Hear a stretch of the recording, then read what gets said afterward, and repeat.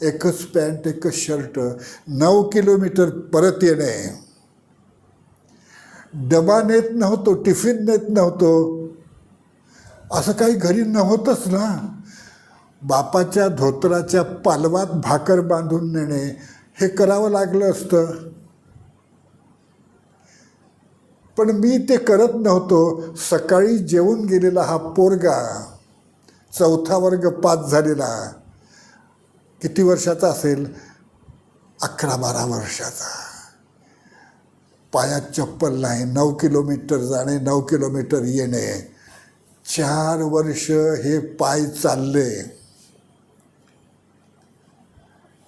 आता मला असं वाटतं बेटा की हे पाय काटोलला जात येत नव्हते, हे बाबासाहेबांच्या क्रांतीच्या उत्सवातच जात होते.